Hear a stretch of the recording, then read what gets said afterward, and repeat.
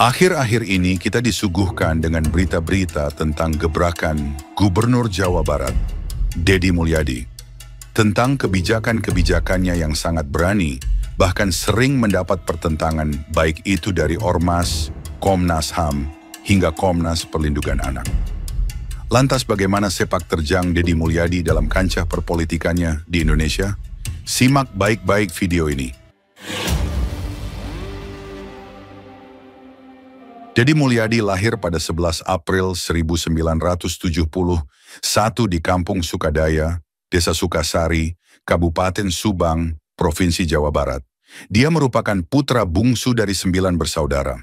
Ayahnya Sahlin Ahmad Suryana merupakan pensiunan tentara prajurit kader.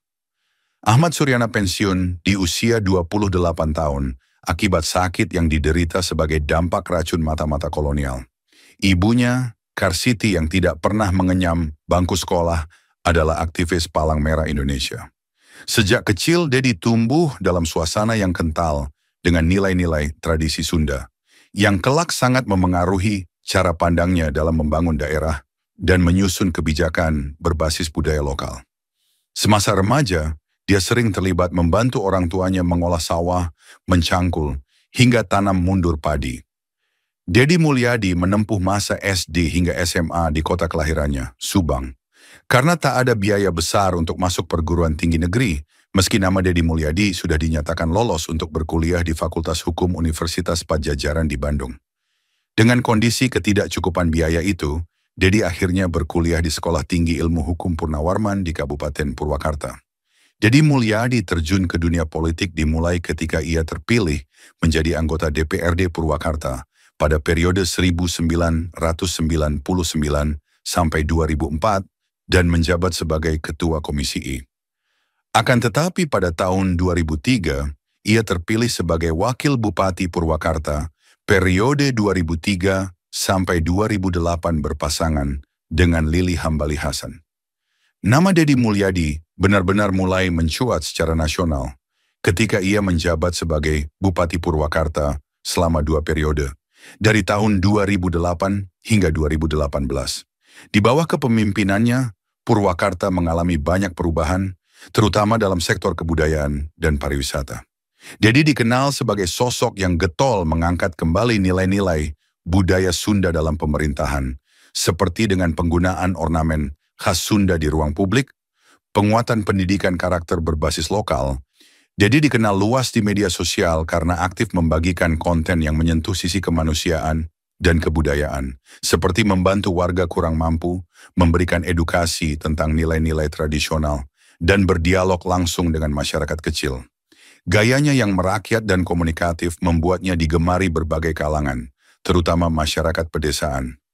Dengan latar belakang kuat dalam budaya lokal, pengalaman birokrasi yang luas, dan daya tarik di media digital, Deddy Mulyadi menjadi salah satu figur kuat yang diperhitungkan dalam perpolitikan Jawa Barat masa kini. Setelah menjabat sebagai bupati, Deddy Mulyadi terus aktif di kancah politik dan mencalonkan diri dalam Pilgub Jawa Barat 2018 sebagai calon wakil gubernur mendampingi Deddy Mizwar, meskipun pasangan ini tidak berhasil menang. Ia kemudian melanjutkan karirnya sebagai anggota DPR RI dari Partai Golkar.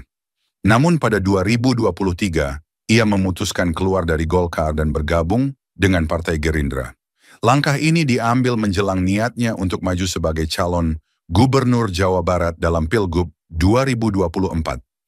Deddy Mulyadi mengusung Erwan Setiawan dari Partai Golkar sebagai wakilnya dalam menghadapi pemilu Pilgub Jawa Barat. Hingga hasil pemilu Gubernur Jawa Barat 2024, pasangan Deddy Erwan memenangkannya dengan perolehan suara yang sangat telak, tertinggi sepanjang sejarah pemilu Gubernur Jawa Barat, sebanyak 62,22% atau 14.130.192 suara berdasarkan hasil rekapitulasi dari KPUD Provinsi Jawa Barat. Selanjutnya, pada tanggal 9 Januari 2025, ditetapkan oleh KPUD Jabar bahwa pasangan Deddy Erwan resmi menjadi gubernur dan wakil gubernur Jawa Barat, terpilih untuk periode tahun 2025 hingga 2030. Dedi Mulyadi resmi dilantik menjadi Gubernur Jawa Barat pada Kamis 20 Februari 2025. Hal yang pertama kali mendapat evaluasi oleh Dedi Mulyadi setelah dilantik adalah pengelolaan anggaran yang boros dan tidak efisien. Ia mengklaim efisiensi yang akan dilakukannya adalah mengalihkan belanja yang tidak penting menjadi belanja yang lebih penting. Belanja pesta menjadi belanja yang bermanfaat. Dari hura-hura menjadi belanja untuk kebutuhan masyarakat. Alasan utama di balik kebijakan efisiensi anggaran yang diusung Dedi adalah agar dana publik benar-benar digunakan untuk kebutuhan rakyat, bukan untuk pemborosan birokrasi atau kepentingan elit. Ia melihat banyak celah dalam sistem pengelolaan keuangan daerah yang selama ini tersedot untuk hal-hal seremonial atau proyek yang tidak langsung menyentuh kebutuhan dasar masyarakat. Oleh karena itu, Dedi mengarahkan anggaran agar lebih banyak difokuskan pada program-program yang berdampak langsung, seperti pembangunan infrastruktur dasar, pelayanan kesehatan, pendidikan, serta pemberdayaan ekonomi rakyat kecil. Meski baru dilantik, Dedi Mulyadi langsung tancap gas dengan melakukan gebrakan-gebrakan kebijakan di Jawa Barat. Dedi Mulyadi mempertahankan gaya kepemimpinannya sewaktu masih menjabat sebagai Bupati Purwakarta dengan sering turun langsung ke lapangan untuk menangani permasalahan warga Jawa Barat. Gaya kepemimpinan yang membuatnya sering berhadapan langsung dengan warga mendapatkan apresiasi yang sangat besar oleh masyarakat. Dedi Mulyadi yang terbilang tanpa kompromi dalam menegakkan peraturan-peraturan daerah, kerap kali bersitegang dengan pejabat setempat yang sering lalai atau sama sekali tidak menjalankan tugasnya sebagai aparatur sipil negara. Tidak hanya itu, ia juga terlihat sering berdebat dengan warga kelas bawah. Maraknya bangunan liar yang dijadikan warga sebagai tempat mencari nafkah tak luput dari kebijakan tegas Dedi Mulyadi. Ia melihat bahwa keberadaan bangunan liar yang berdiri di atas lahan milik negara atau fasilitas umum seperti trotoar, bantaran sungai, dan area hijau merupakan masalah serius karena tidak hanya melanggar aturan tata ruang, tetapi juga merusak keindahan kota, mengganggu ketertiban umum, dan berpotensi menimbulkan bencana lingkungan seperti banjir dan kebakaran. Namun berbeda dengan pendekatan represif yang sering dilakukan pemerintah pada umumnya, Dedi Mulyadi menerapkan kebijakan penertiban yang berbasis dialog dan pendekatan kemanusiaan. Sebelum melakukan pembongkaran bangunan liar, ia terlebih dahulu mengajak dialog para pemilik atau penghuni bangunan untuk memahami situasi mereka dan menawarkan solusi. Dalam banyak kasus, Dedi bahkan turun langsung ke lokasi, berbicara dengan warga, dan memastikan bahwa proses penertiban tidak dilakukan secara semena-mena. Meskipun pembongkaran dilakukan untuk kepentingan umum, Dedi Mulyadi berusaha untuk memberi kompensasi penggantian yang layak bagi warga yang terdampak penertiban. Salah satu contohnya saat ia memberikan bantuan uang kepada penghuni bangunan liar Kali Cikarang Bekasi yang bangunannya dibongkar. Total bantuan yang diberikan sebesar 10 juta rupiah untuk masing-masing kepala keluarga penghuni bangunan liar yang dibongkar. Bantuan ini merupakan kerjasama antara pemerintah Provinsi Jawa Barat dengan Bank BJB melalui program Bank BJB Peduli. Banyak yang berpendapat bahwa pemerintah tidak perlu melakukan penggantian karena pembangunan bangunan liar adalah melanggar aturan karena dibangun di atas tanah milik negara. Dedi menjelaskan bahwa bantuan yang diberikan bukanlah akibat dari pembongkaran bangunan liar tersebut, melainkan sebagai bentuk kemanusiaan dan tanggung jawabnya sebagai gubernur. Dedi menegaskan bahwa bantuan ini diberikan sebagai wujud tanggung jawab pemerintah terhadap warga yang kehilangan tempat tinggal, bukan karena tindakan yang melanggar peraturan.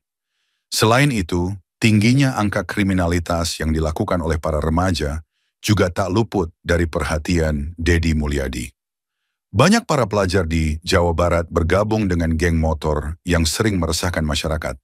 Mereka seringkali naik motor berboncengan sambil mengayunkan senjata tajam dan meneror pengguna jalan lainnya. Pergaulan di kelompok geng motor dapat merusak karakter dan nilai-nilai budaya masyarakat Nusantara. Yang paling memprihatinkan adalah maraknya kriminalitas berat, dari kasus pemerkosaan hingga pembunuhan, yang pelakunya masih berstatus sebagai pelajar. Dedi Mulyadi berinisiatif untuk mengirim siswa yang bermasalah ke barak militer untuk pembinaan karakter selama 6 bulan dan diawasi langsung oleh TNI.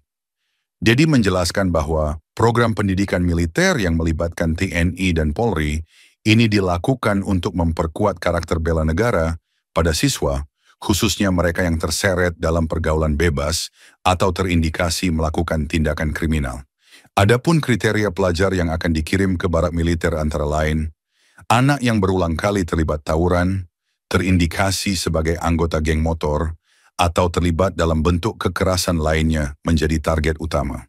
Tujuannya agar mereka dibina dalam lingkungan disiplin dan dijauhkan dari pengaruh negatif. Selain itu, para pelajar yang melawan perintah orang tua atau bahkan melakukan pengancaman terhadap keluarga mereka dapat dianggap berisiko tinggi. Program ini juga menyasar anak-anak pengguna narkoba dan minuman keras, pecandu game Mobile Legends, hingga pelajar yang sering buat onar dan bolos di sekolah. Meskipun memiliki kriteria ketat, Dedi menegaskan bahwa keikutsertaan dalam program ini bersifat sukarela. Program ini tidak memaksa siapapun. Tujuannya adalah menciptakan jalur alternatif bagi keluarga yang sudah merasa kehilangan kontrol atas anaknya dengan harapan dapat mengubah perilaku secara lebih terstruktur dan disiplin. Namun rupanya kebijakan ini mendapat kritik dari Komnas Perlindungan Anak hingga Komnas HAM. Ketua Komnas HAM Adnike Novasigiro berharap kebijakan Gubernur Jawa Barat Dedi Mulyadi ini bisa ditinjau lagi. Ia berpendapat bahwa TNI tidak mempunyai kewenangan untuk melakukan civic education. Mantan Komisioner Komisi Perlindungan Anak Indonesia, KPAI, Retno Listiarti juga mempertanyakan dasar hukum yang digunakan untuk mengirim pelajar ke barak. Retno juga mengingatkan, Undang-Undang Perlindungan Anak mengatur bahwa anak-anak yang berperilaku menyimpang seperti tawuran atau kekerasan justru masuk dalam kategori anak dengan perlindungan khusus. Namun Dedi Mulyadi dengan tegas menjelaskan bahwa payung hukum program pembinaan di barak sudah terwakili dengan surat edaran ke sekolah dan surat pernyataan dari orang tua bermaterai. Adapun anggaran untuk pembinaan tersebut bersumber dari dana operasional dirinya dan para kepala daerah di wilayah Jawa Barat. Dedi mengaku akan memasukkan program tersebut ke perubahan anggaran daerah pemerintah provinsi. Rupanya tak hanya Komnas HAM dan Komnas Anak yang bertentangan dengan kebijakan Dedi Mulyadi. Akhir-akhir ini Dedi Mulyadi juga mendapat pertentangan yang cukup keras dari salah satu ormas yang cukup besar di Indonesia. Hal ini dilatar belakangi rencana Dedi Mulyadi untuk segera memberlakukan pembentukan Satgas Anti Premanisme di wilayah Jawa Barat. Langkah ini merupakan bagian dari gebrakan Dedi sejak menjabat sebagai gubernur menyikapi maraknya aksi premanisme, termasuk pungutan liar dan intimidasi yang dilakukan oknum organisasi masyarakat dan LSM. Dedi Mulyadi menyadari jika ormas yang sering melakukan aksi pungli dan premanisme terus dibiarkan, maka akan membuat warga Jawa Barat tidak aman dan mengganggu lingkungan investasi. Meskipun berkali-kali mendapatkan ultimatum dan pernyataan-pernyataan yang bernada ancaman dari petinggi-petinggi ormas, nampaknya Dedi Mulyadi tidak gentar. Dia berujar bahwa dirinya bertanggung jawab untuk dapat menciptakan rasa aman kepada warga Jawa Barat maupun para investor. Dedi Mulyadi merupakan sosok gubernur Jawa Barat yang baru dilantik selama 3 bulan, namun sudah berhasil menjalankan program-program yang beberapa diantaranya cukup radikal.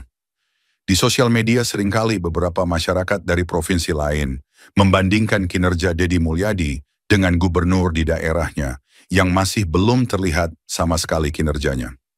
Mereka mengharapkan gubernur yang telah dilantik di daerahnya memiliki etos kerja yang sama dengan gubernur Jawa Barat itu. Itu tadi sekilas tentang profil Dedi Mulyadi dan sepak terjangnya dalam kancah perpolitikan khususnya di Jawa Barat. Jadi bagaimana menurut kalian? Apakah karakter kepemimpinan Dedi Mulyadi yang tegas dan radikal dalam menerapkan kebijakan-kebijakan baru akan sukses membawa perubahan di Provinsi Jawa Barat? Tulis pendapat Anda di kolom komentar. Jika Anda suka dengan video ini silakan like dan subscribe channel ini. Terima kasih sudah menonton video ini sampai selesai. Sekian dari saya, sampai jumpa.